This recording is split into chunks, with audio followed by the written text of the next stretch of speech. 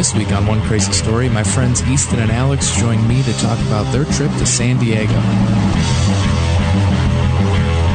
This is the kind of party where a guy introduces himself to you 50 times and then tries to get you on ecstasy. I don't even think that's how you do ecstasy.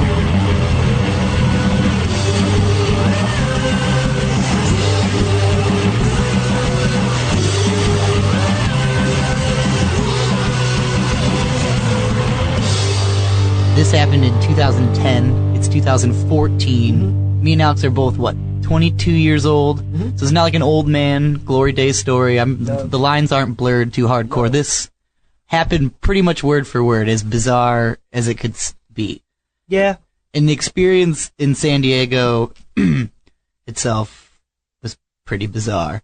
But anyways, I think it was a good experience. I'm glad. I mean, it wasn't a good experience. It was a horrible experience. But I'm glad I had that experience.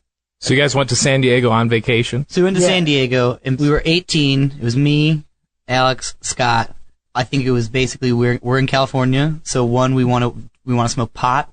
We're not with our parents at all. This was probably the only time we've ever been out of the state with each other. So we wanted to do as much bad shit as you can. And we got lucky because we were staying with Alex's grandma, who had a car. We're staying with Alex's grandma. She's got a car. She doesn't go anywhere or do anything at all. She's a great lady, though. Great lady. We made her a steak. Racist as a motherfucker. Yeah. So you all went out there to visit your grandma with just alone? Just went out for a trip? Well, yeah, I mean, that was... We all got on a plane and went to San Diego for basically high school senior trip. Right. We ate Easter dinner with her. Yeah, okay. we celebrated Easter with Alex's grandma. Yeah, it was great. And I almost blew her up because her grill wouldn't start.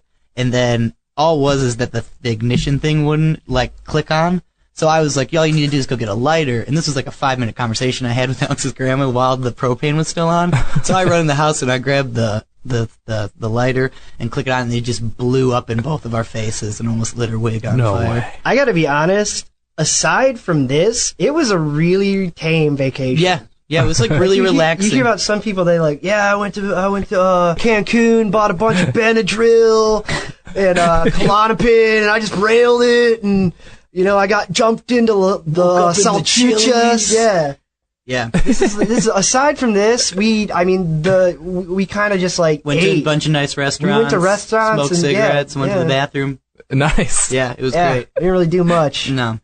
But for about 2 days or 3 days, we had a nice escort. Alex's cousin Leslie and her boy Serge had a minivan, and they basically I believe it was a PT Cruiser. A blue PT Cruiser. They were told I do believe. to take us and go do whatever the hell we wanted to do, and it got very, very soon in the trip, we started to notice that if we asked Leslie nicely, she would do whatever we said. Yeah, it was very good. It was very good. She was a good host. Yeah. She knew she was down with having a good time. Yeah, so we asked her, where would there be drugs? Will you buy us beer? And let's do something fun. And okay, but within that we went to Disneyland. And that's when we got the beer. I think the 3 days with Leslie was the craziest because Leslie knew where all the shit was. If this woman is so nice, she may overlook the fact of a bad character. Just think everybody's pretty cool. A real Pollyanna, if you will. A real Pollyanna. But it worked out fucking amazingly for us. Every time we went to go do something, it was like click, click, click, click, click. We walked into a smoke shop. We bought a vial of Selvi. Like you could probably a whole 6th grade of kids could have smoked 3 or 4 times on this tube of Selvi. I don't know about 3 or 4 times. Whole 6th grade class. Oh my god, it was insane how much you got for $15 too. Yeah. We had so much on the way back. We were gonna take it home, but it was like I don't really fucking know about it. So Scott just mainlined. Scott ate it all. No. So anyways, that happened. Then we went to this really weird beach called Dog Beach where basically if a homeless guy comes up to you and goes, hey man, can I have a cigarette? And you say yes. And then he says, hey man, can I have another cigarette? And you say yes. He goes, hey man, do you want to buy some pot? And I'm not kidding. It happened to us 2 times. One time, a really creepy dude in a Hawaiian shirt, kind of looked like Bizarro Ace Ventura. Yeah. And then, I didn't like that guy. If Ace Ventura had a real bad dope problem. Yeah, he had some track marks for sure. But $20, $20 got us some fucking neon green bag of weed from space. It was crazy. I always imagine illicit drugs purchased from just a weird guy out in the street would be lacking in quality. When we were in California, oh no, that's what I'm saying. It was we the went at the right yeah, time where it was like things are kind of cheap because people don't know what the fuck they're doing. Even the homeless guys are kicking ass on their shit. It's like strawberries in Vermont. Oh, right. They're always there. I don't know. But anyway, so then that happened, and then another guy in this crazy ass backpack who literally had he had dumped out cereal. It was a plastic bag that cereal had once been in. And he had like a tree of weed, like it had a stick of it. And he coaxed us into this bathroom where actually I saw a junkie's dong. There was this dude totally knocked out on something. And the guy who was selling the pot grabs the door and he goes, "Hey man, you're fucking up my sale." And he lets go of the door. And it was like on one of those trigger things. So it just whaps this dude who's just tripping out on the toilet right in the head. And he just leans back. And his dong's out, and it's just whatever. That's nuts. It got a little scary for a second. I'm not trying to cast doubt upon the validity of this story, but I think for accuracy's sake, I was not with him at the time. Yeah, I don't see. That's the thing is that everybody always looks to cop out the fact that they're not the guy who's in the room. Oh yeah, I'm a pussy. But when that's the thing is like I don't blame you. I wouldn't have gone either. I don't care. I don't care if you didn't go in the room with me. I went in the room. I went a little farther than most people do.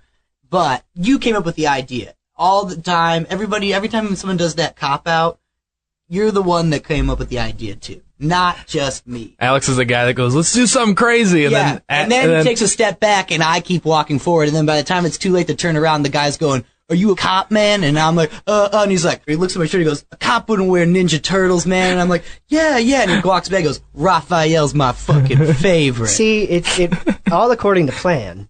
Everything went well, but all I'm saying is, I'm the idea guy. Fine. Let's just put it this way. You're Manson, and I'm the girl in the dress who stabbed Sharon Tate. That's fair. Okay? So we both went to jail on that, all right? I never killed a black Yeah, pimp. well, whatever. But so anyways, as much as it sounds like this is like this horrible thing, things were going really, really well for us. We were like really riding high the fact that like every time we went to do something, it worked out. But anyways, where things took the turning point is probably the second to last time we were with Leslie. Yeah. And again, we were just like, "Leslie, take us, let's do something crazy." Like everything had been working out so perfectly already, so let's do something. So she's like, "All right, well, my friend from work, I think, or something, is a girl I don't know very well, invited me to this party." She's like, "I probably wouldn't have gone, but like if you guys want to go with me, we'll go." So, of course, yeah. If somebody says that, you want to go to like, a party. I mean, how many parties have you ever fucking been invited to? Now I haven't been invited to now that though, many. if someone told me that they were, I feel like we just should have known that it was not going to be good. I don't know. This is the only time that I would have thought that what we were doing was a bad idea. Is that we're driving. And obviously, I don't know the distance really of what it was, but San Diego's pretty damn close to the southern border, California, Mexico. Yeah. Mm-hmm. And we were just flying south for like 45 minutes or something like that.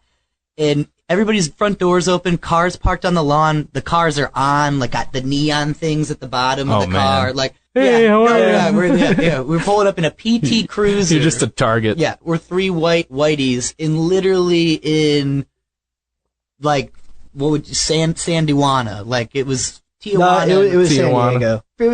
It was pretty close to the border crossing. It was little Tijuana, if you will. Yeah, so anyways, we walk into this neighborhood we parked on the street, and it had like a little downtown strip, and they even had like parking meters and stuff like that, but like none of them worked. Like nothing was open. I think there might have been like Carl's Jr. if bees. You will. Bees just everywhere. Bees everywhere. But like I said, everybody's front doors are open. We're just kind of walking, and like trying to play it off like, hey, whatever. We've been to Detroit. I know. I think at this point we're from Metro Detroit. This is fine. I think at this point we all kind of realized that this is where you're supposed to turn around. Maybe this isn't a good idea, but we kept going. We kept going.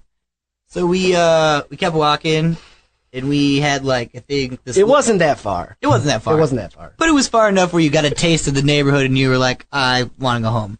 It tasted like Angel Dust and tacos. How St. Ides and like sweaty, like white gym socks, factory jobs. There are a lot of that aren't jobs there anymore. But so we we went and I think we walked right into the house. No, there wasn't a door. There might have been. That's what it was. There was no door. When you go to a party with no door on the house, you guys should get the hell out of there. Windows open. There was a Honda Civic parked in like the front lawn with like a fresh donut track just right backed up behind the tires. Yeah. Someone had just got up on the lawn and just rocked it out and left the car running, and they're just kind of chilling by it, waving their arms and stuff. Wow. It was weird. But like Leslie, so like I said, the sweetest girl in the world, she's just walking through it like we're going on to another Disney fucking ride. and so we're just trying to be smiley and blah, blah, blah, blah, blah. And, new experience. It was a new experience. Yeah. So we meet the girl who is Leslie's friend when we first walked in. She seemed nice. She was trashed. She had like a half of like one of those brunettes fits. Just like, no, I'm Leslie. And like she's like, this is my cousin Alex and his friends, and we're just why anyone would care? Right. Why anyone would give a fuck? Hi, how are you? Why? It's just why. We've never been to California before, but I think there would have been one person there. One person, just one dude, just came pull. Hey, you guys should probably just leave. It's not. I'm sure you're cool people, but the exact opposite happened. The guy who owned the house, decked out in this fucking tight ass striped shirt, big fat Spanish guy. Angel. Just trashed. Angel was a good host, though. Angel was a very good host. For one, he kept introducing himself to us. Yeah. He goes, "Hey, man, I'm Angel. How are you?" And we're like, we introduce ourselves, like, we're really nice. Turn around, try to talk to that girl again, turn back on. "Hey, man, I'm Angel. How are you?" Like, "Cool, man. Like, just met you fucking 5 seconds ago." We get chunk of Baby Ruth. God damn. So he just keeps going and introducing himself left and right. This guy is losing his goddamn mind. And so we went outside because we were like, this house is creepy. Because there was like nothing in the house. Outside was way less creepy, apparently. So we were outside minding our own business, trying to smoke our hobo pot that we had bought and just chilling out in the corner, and Angel comes back and he's like, "Hey, man, I'm Angel." Like, yeah, we know. And he's like, do you want to smoke some ecstasy, man? We're like, what? They're like, "No, we're good, man." See, once again, at this point, that was really uncomfortable, and I don't know if we didn't want to be rude. Just because, it's Angel's house, and he's just offering us ecstasy, which is very nice. Right. I don't partake myself. I don't do ecstasy. I've never done ecstasy. But, probably should have been, this is the kind of party where a guy introduces himself to you 50 times and then tries to get you to blow some ecstasy. Yeah. I don't even think that's how you do ecstasy. If your name is Angel, that's the only drug you have to offer. Exactly. Yeah. Angel dust, Angel. Yeah. Once again, probably should have left. Yeah, but he keeps introducing himself and offering us ecstasy, but like adding more shit to it. Like he'd be like, "You want some ecstasy, man?" He's like, "I wouldn't give this to anybody, but you guys seem cool. Like people usually lose their shit on this. Like you're not really selling it very well, man. Like no thanks." And then he hands it to me, and it's not ecstasy. I don't know what it was. I'm assuming that it was like synthetic shit. That like everybody, it might have been some wrong. I think it was like a bath salt or something because it was really fucking weird. And I just figured I'll take this from this guy and like throw it in the lawn or something. And because he's not even remembering that he's introducing us or his name, he's not gonna remember that A gave it to me or I didn't do it. I'd be like, "I'm on ecstasy, whatever." This is like my plan was like to kind of the old shot over the shoulder trick, exactly. The old ecstasy over the shoulder. Yeah, the old ecstasy in the grass. Right. Ooh-wee, am I feeling that? Yeah, God. Oh, that's crazy stuff. I'm spinning. But 5 seconds later, after that, I'm like down on one knee, holding like the fake ecstasy or whatever, and Alex and Scott and Leslie and everybody are kind of next to me in this little half seat, and then a half seat of like the cast from Gangland season 4 showed up, like MS-13. They looked pretty cool. They looked pretty cool. They looked like they hung out with Cypress Hill and Sublime. They were really cool. Like, how they looked like dangerous dudes. Yeah. Fucking weird neck tats and shit. Yeah, you could see the gang symbols. Eye tattoos. Yeah. And like, just that standard, like, cholo thing with like, he had the white socks pulled up to like his knees and like the shorts and like the wife beater. And everybody's shirt was tucked in. They had a bandana on. It looked pretty legit. If those guys were posers, if they were the scene kids of that town, they were fucking kicking ass. They were nailing it. They were frightening. I was pretty worried. And so I'm holding the thing. They were real intimidating. They were never dicks at any point though. No, they were just very stern. There wasn't I think no one. Just the silence, just them being so quiet is creepy. But then it was kind of not questioning. It was like, what are you doing, man? And I'm holding. Yeah, that would be pretty weird to see some white dudes. Yeah, because we were kind of cowering next to the side of this house. Neighborhood watch, dude. Yeah, right. I have the thing in my hand, and I'm like, fuck, they're gonna want it, or I don't know. I was freaking out, so I threw it in the grass, just as good as I could. Stood up, had this bowl of howdy, fellas, hobo pot. So my Native American brothers would. I handed it to the tallest man of their team, and they would pass this thing around or whatever. And there's one guy who's the main guy, who's the sock guy, the pulled up. He's a sock guy. He's also the littlest guy. He's also the smallest guy. He's the littlest guy, and he's the one who clearly has a weapon. You can see something tucked into his span. It's got this suspender short thing going on. Surprisingly cordial. He was very nice. I have to say, aside from the way I felt, they were being very nice. They were being very, they were nice honestly, men. Yeah, they could have said some pretty fucked up. Yeah, they could have beat. Yeah. I was pretty sure I was gonna get my ass kicked. They outnumbered you. No guys. one did. That's the thing. At the end of the day, not a single person was hurt or anything like that. We had a good time with these guys, but the way they have a good time. Yeah, this really. Yeah, you don't get to pick. Yeah, you when you hang out with those dudes, it's not how we're going to have hang fun. out like they. You guys want to play Zelda? No. So everything's going pretty well. For the 30 seconds where, like I said, we gave the guys the shit or whatever, and the small guy in the middle, who's he's not smoking. He's working on something, and licking it up and doing something with his hand, making magic. He's doing a wizard spell over this joint paper that's got Hello Kitty. Yeah, it was. stickers. I've never seen a Hello Kitty joint paper, but if you ever see a Hello Kitty joint paper, don't fucking smoke it. No, stay away from it. Don't fucking smoke it. And if you're in a store that sells it, leave that store. Yeah. I don't think he said anything cool about it. No, he's like, hey man, this is some shit. Called the G13. G13 shit, man. That's which the is name a strain of weed. Oh, okay. Yeah. Legitimate strain of weed. But so he really didn't want to smoke this guy's drugs. We didn't want to smoke. Really didn't want to do it because it looked so bad. It looked like illegal as shit kind of deal. It looked it didn't. So you could tell it wasn't just weed. No, yeah, because it was all lumpy and fucking weird looking. Yeah. So, but it was the intimidation factor, and is we were already not. I wouldn't say we were. He's just like, are you sure? And I'm like, oh, fuck. Yeah. God damn it. Is this because it's we've gotten this far without any confrontation? Yeah. What is it going to be? So he says no. He says, are you sure? He then does it. I think it came after, and I was next or whatever. I'm not even bothering to talk. I hit it. Leslie. She's driving. She's like, I can't, I'm driving or whatever. Oh, Leslie, and it worked. Lucky. She lucky. Oh, I'm responsible. I'm driving. Yeah. And then Alex is like, I'm driving too. Yeah. So then Scott said no. And nobody questioned him. No, it was fucking bullshit. It was just because Alex was the first guy. I think once they found out, once they knew that you're the weak one. No, I think maybe they were. So I think I looked really weird. I looked really nervous, and I wasn't smoking. He looked like a narc. I looked like a fucking narc. Yeah. I looked like a narc.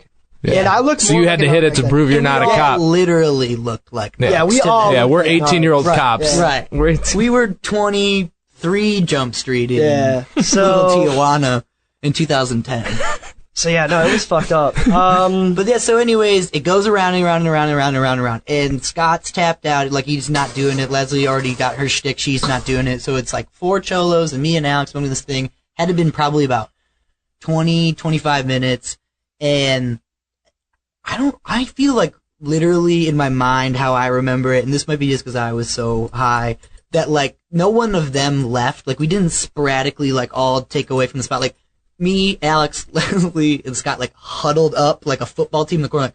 All right, do we want to stay here or should we leave? And Alex it's can tell him I have to take my grandma to dialysis tomorrow, which he did. I did. But it was like, what are these guys going to say to that? Maybe you should. Hey, man, I got What is dialysis, Holmes? I got a grandma, too. That's real cool. Way to look out for your family, dude. That's not how that goes. Yeah, right. Hey! They were like, as soon as I said it, though, they were like, "Oh, okay, we'll see you guys later." And then we're walking away. So he actually does say it to these guys. Fucking, like, we're walking away. I took my grandma to dialysis, too. Yeah. I did that shit. So, you know, yeah. He's a good guy. I think everything was going fine until he got into the car. No, it was pretty weird. I just remember walking and feeling like, you know, I've been high like this before or something like that.